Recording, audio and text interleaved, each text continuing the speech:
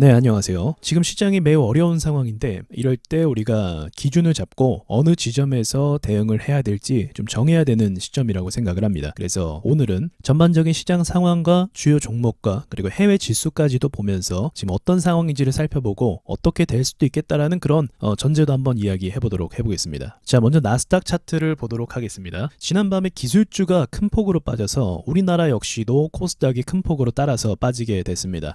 우리나라가 사실은 수요일날 먼저 빠졌고 그 다음에 나스닥 빠진 것에 대해서 우리나라 증시가 또 한 번 오늘 크게 빠진 거죠. 자, 그럼 차트를 보시면 이 전고점을 아직 제대로 돌파하지 못하고 역시나 저항대 부근에서 이 하락이 나왔다라는 것을 볼 수가 있어요. 우리나라 증시도 그렇고 미국 증시도 그렇고 주요 저항대에 도달하고 나서 하락했다라는 공통점이 있습니다. 근데 이건 나스닥뿐만이 아니라 일본 증시도 해당이 되고요. 그리고 중국 증시도 해당이 되는 상황입니다. 그러니까 전체적인 증시 흐름이 큰 상승을 들 수 있는 신고가를 목전에 두고 크게 하락했다라는 공통점이 있습니다. 다 저항대에서 영향을 받아서 하락했다는 거죠. 우리나라 코스닥 역시도 저항대에서 이 영향을 받아서 하락을 했다는 거고 미국 증시 하락의 영향으로 조금 더 강하게 하락을 한 겁니다. 그렇다면 이 증시가 반전을 주면서 반등이 나오려면 어떻게 해야 되는가? 제가 말씀드렸듯이 삼성전자와 그리고 펄어비스 이 두 종목을 보시는 게 중요합니다. 자, 먼저 삼성전자를 보시면 지지선 부근에서 살짝 반등이 나와서 지키고 있습니다. 이 라인을 지키는 게 매우 중요하다고 보고 있고요. 그리고 펄어비스를 보도록 하겠습니다. 자, 펄어비스 역시도 이 지지선 부근까지 주가가 내려온 것을 확인할 수가 있습니다. 제가 이 부분까지가 안 오기를 바랬는데 미국 증시가 하락을 크게 하니까 아무래도 반등을 주지 못하고 하락폭을 크게 가져가서 오늘 게임 대형주가 전체적으로 하락하는 모습을 보여줬다는 거죠. 자, 중요한 건 삼성전자, 펄어비스 역시나 지금 주요 지지 라인에 도달을 해서 버텨줘야 되는 그림 가운데 있다는 거죠. 코스닥 차트도 마찬가지입니다. 코스닥 역시도 이전에 반등을 주었던 주요 가격이거든요. 포인트로 하면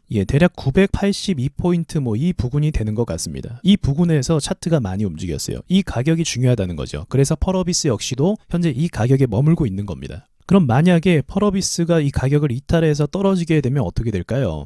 저는 그래도 일시적인 반등은 나올 거라고 보는데 이렇게 떨어지게 되면 큰 폭으로 하락해서 다시 상승으로 가는 데 있어서는 좀 제한적인 움직임을 주게 될 겁니다. 그래서 빠른 속도로 전고점을 갈 수 있다라기보다는 조금 더 흔들리면서 좀 더 누를 수도 있고 그런 식으로 해서 갈 가능성이 좀 있다라고 보고 있어요. 왜냐하면 펄어비스 주가가 저항대에서 맞고 떨어졌기 때문에 이 저항대에서 맞고 떨어진 매물은 기본적으로 조정 기간이 길다라는 특징이 있습니다. 여기도 적은 기간은 아니었죠. 한 요 정도의 시간 정도는 앞으로 더 생각을 하게 된다는 것이죠. 그런데 만약에 나스닥 미국 증시가 현재 여기도 지지 라인 부근에 도달되어 있거든요. 근데 이 구간을 뚫고 한 번 더 크게 하락을 하게 되면은 그때는 좀 좋지 않은 그림으로 전체적으로 다 갈 수가 있는 가능성이 있습니다. 중국 증시도 그렇고 미국 증시도 그렇고 한국도 그렇고 일본도 그렇고 대부분 주요 지지 라인에 걸쳐 있어요. 떨어질 때는 주요 저항을 맞고 떨어졌고요. 그러니까 이 박스권 안에서 이제 지켜주느냐 반등이 강하게 나오느냐 이제 이 부분이 매우 중요한데 좋지 않은 시나리오지만 보통 한 번 찍고 두 번 찍고 세 번 찍으면 반등이 안 나오고 뚫는 경우가 있습니다. 이건 반대로 보면은 한 번 때리고 두 번 때리고 돌파하는 거의 반대라고 보시면 돼요. 지지 라인이 자꾸 약해지는 거죠. 그래서 이런 좀 걱정은 되는 부분이 있기도 합니다. 다른 관점으로 또 하나 말씀드릴 부분이 무엇이냐면 지금 코스닥 차트가 이동평균선 수렴 시점에 와 있습니다. 이 수렴이 주는 의미가 무엇이냐면요. 이전부터 코스닥 증시는요. 수렴 상태에서 큰 상승이 나오기도 했어요. 수렴 상태에서. 그런데 문제는 이전의 흐름을 좀 보시면 알 수가 있는데 이 큰 상승이 나오기 전에 갈 듯하면서 이렇게 좀 밀어내는 그림을 좀 많이 만들어졌습니다. 여기도 갈 듯하면서 밀어내는 그림을 좀 많이 만들어냈어요. 그래서 어쩌면 지금 상승이 세력들이 좀 크게 보내고 싶은데 개인 투자자들을 한 번 더 마지막으로 털어내는 과정이 아닌가 그런 생각도 제 머릿속에 있거든요. 자, 그렇다고 하면 현재 지금 상황이 어떻게 되냐면 정말 개인 투자자들이 많이 지친 상황이에요. 여러분도 아시겠지만 주변 투자자들의 어떤 이야기를 들어보십시오. 다 미국 시장으로 간다라는 이야기하고 한국 증시에 대해서 완전히 질려버린 상황인 거죠. 그런데 이 수렴 상태라는 건 이제 투자자들이 지쳤다는 것을 의미하거든요. 대부분 수렴이 되면 증시가 위로도 안 가고 아래로도 안 가기 때문에 지쳐서 나가는 경우가 많이 생깁니다. 근데 여기서 한 번 더 이렇게 크게 하락을 한다고 생각해 보세요. 그러면 호가창이 아무래도 멈춰 있는 상태이기 때문에 전체적으로 증시가 잘 안 움직이고 거래가 활발하지 않은 상태이기 때문에 이때 개인들이 털어내기만 해도 주가는 큰 폭으로 더 하락할 수 있게 됩니다. 그러니까 지금 주요 지지 라인을 얼마나 잘 지켜주느냐에 따라서 이런 상황이 발생하거나 또는 반등으로 다시 오르거나 방향이 결정이 되겠죠. 그리고 제가 시황에 대해서 2022년도에 대한 말씀을 드렸을 때도 지금은 중간이 없는 상황입니다. 이 말은 무슨 말이냐면 이 지친 투자자들을 데리고 상승을 해줄 거냐, 갈 수도 있거든요. 근데 이 투자자들을 데리고 가지 않고 한 번 더 증시를 밀어서